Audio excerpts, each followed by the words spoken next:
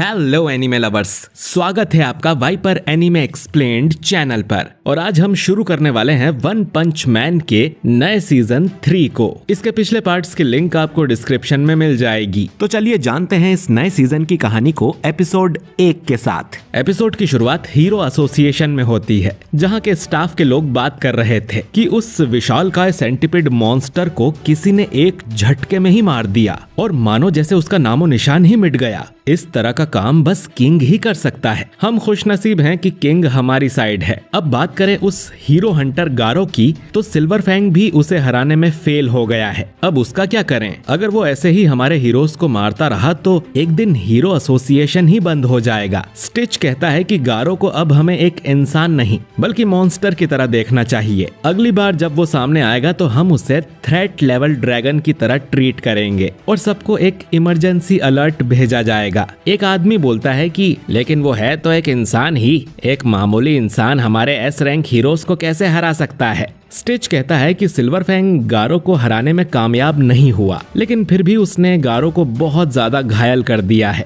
यानी कुछ समय तक वो हमें दिक्कत नहीं देगा, तो हम इसे अपनी जीत समझ सकते हैं। एक आदमी बोलता है कि ब्लास्ट को क्यों नहीं बुलाते, वो एस क्लास का रैंक 1 हीरो है। स्टिच उसे बताता है कि ब्लास्ट अपनी मर्जी का काम ही करता है, उसे ऑर्डर देना नामुमकिन है, उसे किसी की बात सुनना पसंद नहीं है। रजिस्ट्री में भी उसकी आइडेंटिटी के बारे में कुछ नहीं लिखा गया है, लेकिन हमें उस पर पूरा भरोसा है कि जब इंसानियत को सच में उसकी मदद चाहिए होगी तब वो जरूर आएगा। तभी नारिंकी यहाँ आ जाता है, जो कि हीरो एसोसिएशन को चलाने के लिए तगड़ा पैसा देता है और टॉप 3 स्पॉन्सर्स में से एक है। नारिंकी के बेटे को मॉन्स्टर ने किडनैप कर लिया है और 24 घंटे बीत गए हैं, लेकिन अब तक हीरो एसोसिएशन कुछ नहीं कर पाई है। तभी सेकिंगर नाम का एक आदमी बोलता है कि मैं आपसे वादा करता हूँ हम आपके बेटे को बचा लेंगे। वो जल्द ही एक रेस्क्यू मिशन शुरू करने वाला है। इसके बाद वो डार्क शाइन, पिग गॉड और तात्सुमाकी से मिलता है, लेकिन इन्हें ये नहीं पता कि मॉन्स्टर्स का ठिकाना कहाँ पर है। चाइल्ड एम्पेरर उनका अड्डा ढूंढने की कोशिश कर रहा है। तात्सुमाकी कहती है कि उनका अड्डा जरूर घोस्ट टाउन में ही कहीं होगा, तो मैं पूरा टाउन ही उड़ा दूंगी। सेकिंगर उसे मना करता है क्योंकि उन्हें बच्चे को भी बचाना है। तात्सुमाकी कहती है कि मॉन्स्टर्स जरूर मुझसे डर के छुप गए होंगे। सेकिंगर बताता है कि कल ड्राइव नाइट खुद ही छानबीन करने अकेले गया था। उसने हमारी बात नहीं सुनी और वो घोस्ट टाउन में चला गया। उसने आज तक कोई लड़ाई नहीं हारी, तो उसे खुद पर बहुत कॉन्फिडेंस था, लेकिन कल रात से ही हमें उसका कोई सिग्नल नहीं मिल रहा है, यानी जरूर ड्राइव नाइट को किसी ने हरा दिया होगा। तात्सुमाकी कहती है कि हमें जल्दी अटैक करना चाहिए। बाकी हीरोज कहाँ पर हैं? सेकिंगर कहता है कि मॉन्स्टर एसोसिएशन ने हमें 3 दिन का टाइम दिया था, जिसमें से 2 दिन बाकी हैं। बाकी हीरोज भी मिशन के लिए आते ही होंगे। इसके बाद हम एटॉमिक समुराई और उसके स्टूडेंट्स को देखते हैं। वो भी कल से छानबीन करने में लगा हुआ है, लेकिन उसे भी मॉन्स्टर्स एसोसिएशन का हेडक्वार्टर नहीं मिला है। जब तक उनका ठिकाना पता नहीं चलता है, थोड़ा आराम कर लेना चाहिए। तभी अमाई मास्क भी यहाँ आ जाता है, जो कि ए क्लास का रैंक 1 हीरो है। वो कहता है कि मैंने सुना था इस टीम में तगड़े हीरोज होंगे, फिर ये बच्चे यहाँ क्या कर रहे हैं? ये कोई पिकनिक नहीं है जो एटॉमिक समुराई अपने स्टूडेंट्स को भी यहाँ ले आया। ये लोग तुरंत ही मॉन्स्टर्स के हाथों मारे जाएंगे, उसमें कोई दिक्कत नहीं है। लेकिन अगर ये भी किडनैप हो गए या इन्हें सामने करके मॉन्स्टर्स ने हमला किया तो फालतू में हमारा टाइम वेस्ट होगा। तो इन्हें बोल दो कि ऐसा कुछ हो तो खुद ही अपना खेल खत्म कर लें।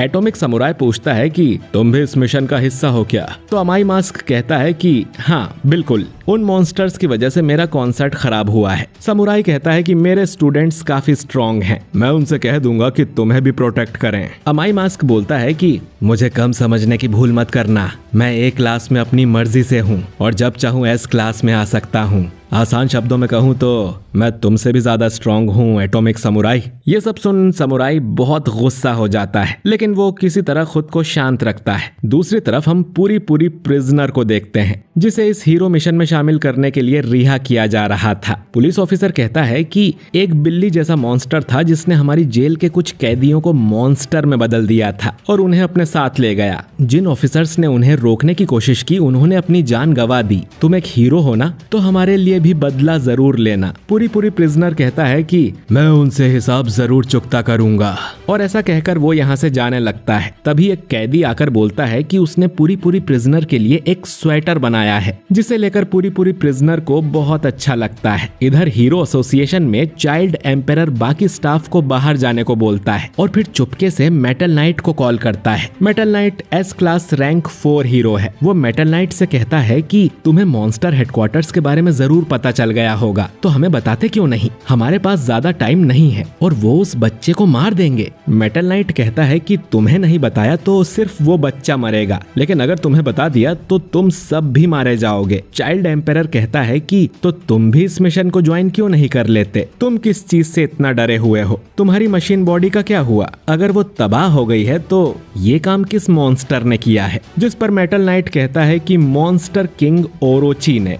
उसने सिर्फ एक बार ही किया था और पूरा आर्मर तबाह कर दिया। उन्हें खतरा सिर्फ मॉन्स्टर से नहीं है, कई काली शक्तियां हैं जो दुनिया पर कब्जा करने की फिराक में हैं। जब इंसानियत थोड़ी कमजोर हो जाएगी तो वो सब एक साथ हमला करेंगे और सब कुछ छीन लेंगे। वो चाइल्ड एम्पेरर से कहता है कि अपने आसपास किसी पर भरोसा मत करना, अपनी ताकत को बढ़ाओ और उसे सही समय के लिए बचा कर रखो। इतना कहकर वो कॉल कट कर देता है। इधर नारिंकी को हीरो एसोसिएशन पर भरोसा नहीं था और वो खुद अपने बेटे को बचाना चाहता था, तो वो अपनी ही एक प्राइवेट स्क्वाड को घोस्ट टाउन में जाने को बोलता है ताकि वो मॉन्स्टर से लड़के उसके बेटे को बचा लाएं। उसने इन सबको बैटल सूट्स पहनाए हुए थे, जिनसे इनकी पावर भी किसी हीरो जितनी हो जाएगी और ये लोग भी मॉन्स्टर्स को मार पाएंगे। अगर ये अपने मिशन में कामयाब होते हैं तो नारिंकी इन्हें मुंह मांगा इनाम देगा और इनकी आने वाली पीढ़ी भी आलीशान जिंदगी जिएगी। और ये लोग निकल पड़ते हैं। इसके बाद हम फुबुकी को देखते हैं, जो सैतामा के घर अर्जेंट मीटिंग के लिए जाती है। वो देखती है कि सैतामा और किंग तो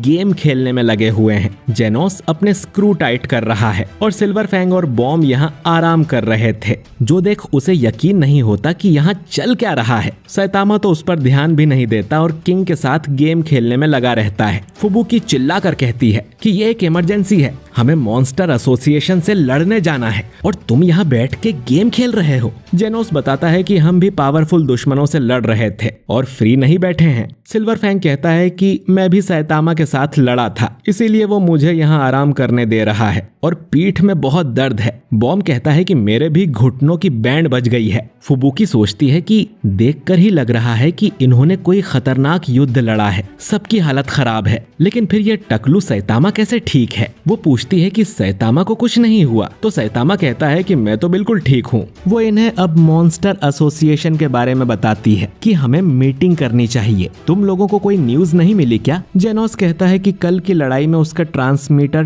टूट गया था। बाकी लोग भी यही कहते हैं। फुबुकी बोलती है तो अब हमें क्या करना चाहिए? हीरोज और मॉन्स्टर के बीच युद्ध शुरू होने वाला है। जेनोस बोलता है कि मुझे तो पहले थोड़ा रिपेयर करवाना होगा। सिल्वर फैंग और बॉम्ब भी लड़ने की हालत में नहीं है और किंग भी बहाना मार देता है कि उसे कोई दूसरा काम है, यानी बस फुबुकी और सैतामा ही लड़ने की हालत में है। फुबुकी उसे कहती है कि हीरो एसोसिएशन ने टॉप हीरोज की कोई टीम बनाई होगी, लेकिन अगर हम भी कुछ करते हैं तो हमारी रैंक्स बढ़ जाएंगी। इस बार दुश्मन कोई एक मॉन्स्टर नहीं है, बल्कि वो सब आपस में मिल गए हैं और अपनी एक ऑर्गेनाइजेशन बना ली है और उनका कोई बॉस भी जरूर होगा। सिल्वर फैंग कहता है कि अगर गारो इस मॉन्स्टर ग्रुप के साथ जाके मिल गया तो मुश्किल की बात होगी। बॉम्ब कहता है कि गारो से अकेले लड़ने का मौका अब शायद ही हमें मिले और अगर उनके पास सेंटिपिड जितने और भी स्ट्रॉन्ग मॉन्स्टर हुए तो मैं तो हीरो वाला काम ही छोड़ दूंगा। किंग सैतामा से कहता है कि वो हीरो हंटर भी कल वाली लड़ाई में मौजूद था, पर तुम उससे मिल ही नहीं पाए। सैतामा कहता है कि कल भी उसने कुछ हीरोज को मारा है। कितनी शर्म की बात है कि वो मेरे पास आया तक नहीं। शायद मैं टकलू पहलवान हूँ इसीलिए। सैतामा अब तुरंत अपनी हीरो कॉस्ट्यूम पहन लेता है और कहता है कि मैं गारो को ढूंढने बाहर जा रहा हूँ। वो जब मुझे मिलेगा तो मैं उसे एक पंच मारूंगा और वापस आते समय पत्ता गोभी भी लेते आऊंगा। इतना कहकर सैतामा यहाँ से चला जाता है और इधर फुबुकी अकेले बैठी सोच रही थी कि एक बार फिर किसी ने उसकी बात नहीं सुनी। वो तो यहाँ कोई प्लान बनाने आई थी, पर सैतामा अकेले ही चला गया। दूसरी तरफ गारो को मॉन्स्टर एसोसिएशन में होश आता है। उसे मॉन्स्टर्स बचाकर यहाँ ले आए थे। गारो अब इस कमरे से बाहर निकलता है। उसे ज्यादा कुछ याद नहीं था और उसका पूरा शरीर दर्द कर रहा था। वो एक बड़े से हॉल की तरफ जाता है जहाँ हम देखते हैं कि नारिंकी की भेजी प्राइवेट स्क्वाड पकड़ी जा चुकी है। वो लोग ग्योरो के सामने अपनी जान की भीख मांग रहे थे। इन लोगों को मशीन गॉड G5 ने पकड़ा है, जो कि मॉन्स्टर एसोसिएशन में भर्ती होने आया था। G5 कहता है कि इन लोगों के सूट्स कमाल के हैं, लेकिन ये सिर्फ इनके लिए ही बनाए गए हैं। इनके अलावा और कोई इस सूट्स को इस्तेमाल नहीं कर पाएगा, यानी कि इन्हें जिंदा रखकर ही अपने प्यादों की तरह इस्तेमाल करना होगा। तभी डोएस यहाँ आ जाती है और कहती है कि इनको मैं अपना गुलाम बना लूंगी, और अपनी चाबुक इन पर मारती है और इन्हें अपने वश में कर लेती है। इसके बाद गारो इनके सामने आता है और पूछता है कि तुम लोग मुझसे क्या चाहते हो। ग्योरो बोलता है कि अब उनके पास 30 से भी कम स्ट्रॉन्ग मॉन्स्टर्स बचे हैं। वैसे तो ये लोग अब भी हीरोज को हरा सकते हैं, लेकिन इन्हें एक लीडर और यूनिटी की जरूरत है, और वो चाहता है कि गारो भी इस जगह का लीडर बन जाए। उसे गारो के जैसे ही किसी एंटी हीरो आइडियोलॉजी वाले की तलाश थी। गारो यहाँ का मेंबर बनने को मान जाता है, लेकिन मॉन्स्टर किंग ओरिची की एक शर्त थी। गारो को साबित करना होगा कि वो सच में एक मॉन्स्टर बनने को तैयार है, और उसे एक दिन के अंदर किसी एक हीरो का सिर लाके देना होगा। गारो अब यहाँ से बाहर चला जाता है और ग्योरो उस पर नजर रखने के लिए 2 मॉन्स्टर्स, इंसेक्ट गॉड और किंग द रीपर को उसके पीछे लगा देता है। एपिसोड के आखिर में हम देखते हैं कि साउंडोसोनिक ने भी मॉन्स्टर एसोसिएशन को ज्वाइन कर लिया। उसे लग रहा था कि अब वो काफी स्ट्रॉन्ग हो गया है और सैतामा को वो जरूर हरा देगा, लेकिन असल में वो रात भर से बाथरूम में था और ज्यादा कुछ नहीं, बस उसका 2 किलो वजन कम हो गया है। और एपिसोड नंबर 1 यहीं पर एंड हो जाता है। तो दोस्तों, आपको ये एपिसोड कैसा लगा कमेंट करके जरूर बताइए। लोगों को डर था कि सीजन 3 का एनिमेशन कैसा होगा, और ये एपिसोड देखकर मैं कह सकता हूँ कि ज्यादा उम्मीदें मत लगाना, और काम चलाऊ एनिमेशन ही हमें मिलने वाला है जैसा सीजन 2 में था। बाकी अगले एपिसोड में फाइट होने वाली है, तो उसमें हमें और बेटर आइडिया मिल जाएगा। खैर, मैं तो इसी बात से खुश हूँ कि वन पंच मैन का सीजन 3 आया तो सही। वीडियो अच्छा लगा हो तो इसे लाइक और शेयर कीजिए, और अगर आप हमारे चैनल वाइपर एनीमे एक्सप्लेन्ड पर नए हैं तो चैनल को सब्सक्राइब करके बेल आइकन जरूर दबाइए। मैं मिलता हूँ आपसे बहुत ही जल्द अगले वीडियो के साथ। शुक्रिया।